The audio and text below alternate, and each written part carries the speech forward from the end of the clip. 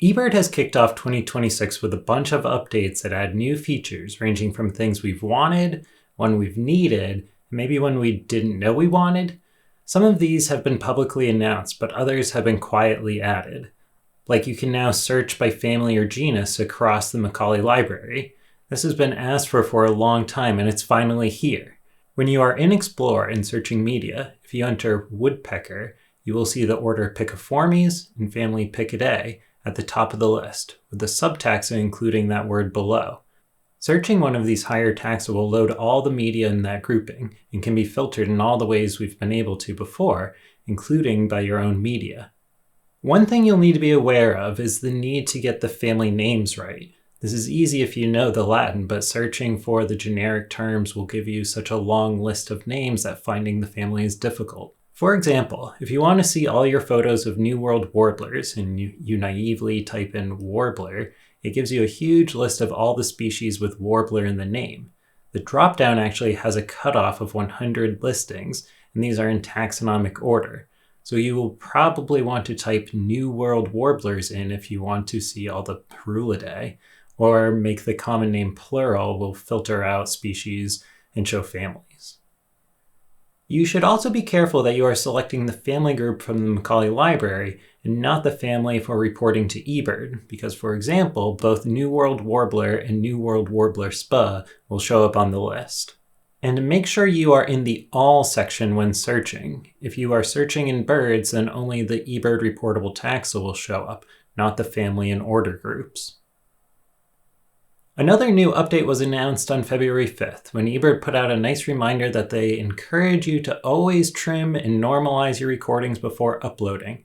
This gentle nudge was immediately followed up with the institutional override that they will automatically be normalizing recordings. I know there's been some pushback from people saying this makes the recording sound bad, but the truth is the recording was always bad. Audio needs to be normalized so that there's consistency across the archive. You can hear everything in the recordings, and you can listen to multiple recordings without adjusting your volume every time. This isn't as flashy an update, but an important one for eBird. I called this out in my Mistakes eBirders Make video from July 2024, so I'm really happy to see eBird coming up with their own fix for this. I also pointed out the issue of backtracking there, which eBird has fixed as well, and I made a full explainer on. While these have been fixed, I'm seeing other trends and errors people are making, so make sure you're subscribed for when more Mistakes eBirders Make drops, and let me know in the comments if there are any errors that you want discussed there. The biggest update so far this year came on February 11th, when eBird publicly launched their new Iconic Birds feature, which highlights standout species on hotspot pages. These are birds reported more frequently at that hotspot than others within the surrounding region. This is a good place to point out the importance of complete checklists and the value of being able to calculate frequency and abundance from those data. It is from this frequency data that we see iconic species selected, by comparing the frequency of a species at a specific hotspot to that of its parent region. If the hotspot's frequency is much higher than the parent's region, then that species is added to the iconic species list. The area that eBird uses as a parent region could change based on where you are, because these are generally political boundaries, often a county or district within a state or province, but as a global project, not all hotspots have parents at those scales. In that case, the parent that the hotspot is compared to is a larger administrative district. You can always see the parent listed in the breadcrumbs under the hotspot title.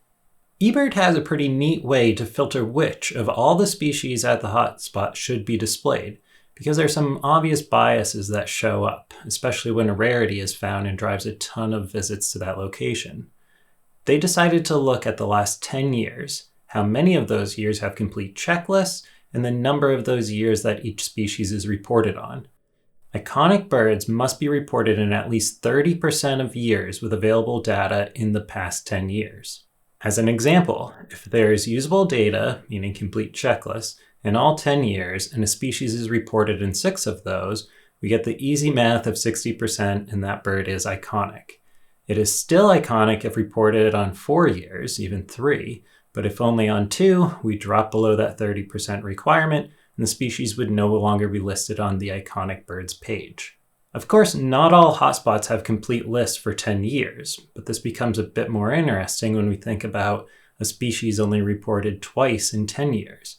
But if 4 of those years have no checklists and a couple only have incidentals, which you can't calculate frequency from, then our percentage jumps to 50% and that bird becomes iconic. And I think it's worth emphasizing that birds reported in these years without complete checklists won't affect the iconic calculation. It is also important to see that hotspots with very little data can show a lot of iconic species. Like if a hotspot only has 2 years with complete lists, a species only needs to report it on one of those to be iconic.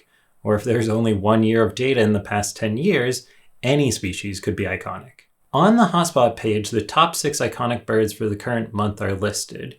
You can get a full list by clicking on all iconic birds or using the navigation bar on the left, which will load the current month and give you options to see the full year by clicking all months. I haven't found any use case for knowing iconic birds at a hotspot on an annual scale, but the more helpful thing is using the custom time period dropdown to select any month you want. And this is a good segue to ask if this is actually a useful tool. I have to admit that when it was first announced, I was fairly skeptical because of all the things users, and especially reviewers, have been asking for a long time. This wasn't one of them. That said, the more I've clicked around, the more I've found it especially helpful in trip planning. I'm leading a tour to Jamaica next month, and being able to see a list of iconic birds for the hotspots we are visiting is especially helpful in my planning on what to focus on at each location. For example, I can go to Explore, enter Jamaica, view hotspots.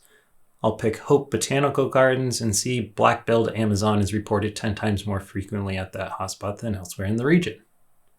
I do wish there was a way to change the parent region though, because from a trip planning perspective, it helps to know that zooming out a bit, this species is reported much more frequently over in Portland Parish than in St. Andrew. Ultimately, having a way to search for hotspots where a species is iconic would be very helpful. That said, it sounds good for island-locked species, but I bet being able to search for a more widespread migratory species would just show you the hotspots with the most biased results, not an actual good place to look for them. And one thing of note here, sensitive species are still hidden from these outputs. We had a northern hawk owl a couple winters ago that showed up at the same location as Maine's first roseate spoonbill had been a few years before that. A stakeout hotspot was created for the spoonbill, and this makes for a good edge case to show the filters at work. Looking at February iconic species, no hawk owl is listed, and if we back this out to all months, you can see the spoonbill, which was only present 1 year, is listed. So that is a fun way to back into the case where we know there are only 3 years or less out of the last 10 with complete data. I didn't expect there to be any changes to sensitive species locations not being displayed in any outputs, but figured I'd mention this because people are always looking for workarounds, and I'm happy to report this isn't one. The last thing I'll mention, which is not important at all, but I thought iconic was a funny term to use for this subset of birds. I guess that if you are more frequently encountered in one place, then birders may know of you as widely recognized and well established there, but I keep thinking of the birds themselves as iconic. The first ABA record of a great black hawk that posted up in Deering Oaks Park in Portland, Maine back in 2018 became an icon. There's literally a statue of it in the park now, but there is enough data for that hotspot to drown out its iconic status. It is fun to look at the other words eBird uses for this group globally, calling them characteristic types in German, featured species in Spanish, representative bird in Chinese, or if you go into eBird's source code, they are interesting species. Speaking of, I hope you found this video interesting. I've got some fun videos coming up, including a review of West Indies field guides, which is so much bigger than I thought it would be. I want to thank everyone who watched the Mammals of the World review and has since subscribed. In that video, I asked for your support that maybe we could get links to notice and maybe send me a review copy of the forthcoming Reptiles of the World. And guess what? That should be coming in the mail in a couple months, and I can't wait to review that. Anyways, I appreciate all of your support as viewers, and especially those of you who have clicked subscribe. And as always, thanks for watching.